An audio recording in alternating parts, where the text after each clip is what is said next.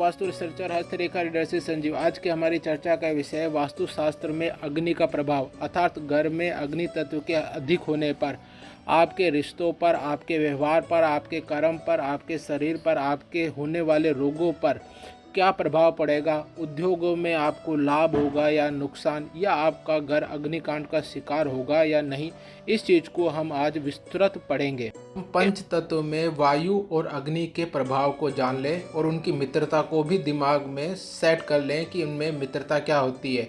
अग्नि जब अच्छी तरह से प्रज्वलित होती है, जब उसे वायु मिलती है, बिना वायु के अग्नि प्रज्वलित नहीं होती। और वायु जब अग्नि को मिल जाती है तो वह बहुत प्रज्वलित होती है, बहुत तेज़ से विस्फोट के साथ जलती है और इतना जलती है कि वह अनियंत्रित होकर चारों तरफ फैल जाती है और उस स्थिति में उसको नियंत्रण करना मुश्किल होता है। यह गुण ध्यान रखें।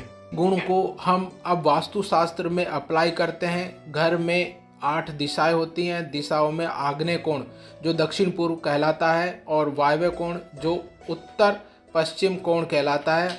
आग्नेय कोण अग्नि प्रधान होता है, वायव्य कोण वायु प्रधान होता है, तथा इसके विपरीत ईशान कोण और नैऋत्य कोण जो घर की स्थिरता देते हैं, उसको बैलेंस करने वाले कोण होते हैं। अगर वो कटे हुए हों और यह दोनों कोण आग्नेय कोण और वायव्य कोण अग्रहित हो तो अग्नि से वायु मिलने के कारण घर में विस्फोटक स्थितियां पैदा होती हैं, जो उसके रिश्तों को, उसके व्यवहार को, उसके कर्म को, उसके उद्योग से जुड़े हुए क्षेत्र को और उसके जीवन को अग्नि की मार्फिक विस्फोटक रूप से प्रभावित करती हैं।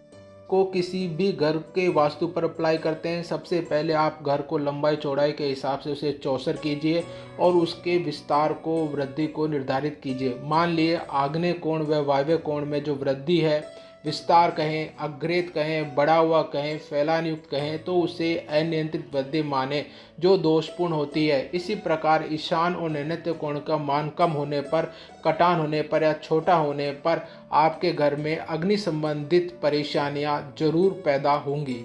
क्षेत्र सूर्य की ऊर्जा व संग्रहित ऊर्जा से युक्त होता है। संग्रहित ऊर्जा ज्वलनशील होती है क्योंकि वह आग का ही रूप होती है और जलने पर विस्फोट के साथ जलती है। वायव्य कोण जो वायु संचार क्षेत्र होता है, जहाँ पर शुद्ध वायु प्रभावित होती है, यह बढ़ने पर वायु का दायरा बढ़ता है, वह बेकाबू और अनियंत्रित हो जाती है और फैल जाती है।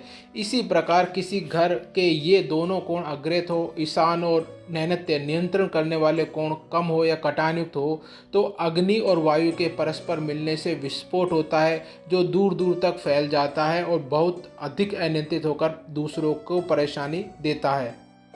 इस प्रकार हम वास्तु को, जो मैंने आपको नियम बताए, उसको घर पर अप्लाई करते हैं। मान लीजिए उसका आग्नेय कोण बहुत अधिक है और उसका वायव्य कोण भी अधिक है और नैऋत्य और ईशान कोण कम है, तो घर में वायव्य कोण की अधिकता के कारण उससे एनर्जी, अग्नि को बहुत ज़्यादा क्षेत्र मिलेगा फैलने के लिए और वह अग्नि अधिक मात्रा में स्टोर होगी, जो पर्याप्त जलने पर या किसी विस्फोट होने के कारण पूर्णतः जलेगी, जो अनियंत्रित हो जाएगी। ऐसा घर अग्निकांड का अर्थात अग्नि में स्वाहा हो जाता।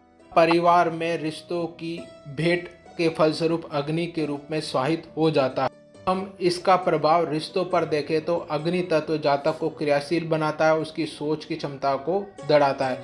उक्त स्थिति में अनियंत्रित होने पर वह वैर, द्वेष, गुस्सा, प्रतिस्पर्धा, जलन, आत्महत्या, नुकसान पहुंचाने की प्रवृत्ति पैदा करता है, जो पिता पुत्र, भाई बहन, माँ बाप, सास ससुर के रिश्तों में, रिलेशनशिप में खटास पैदा कर देते हैं।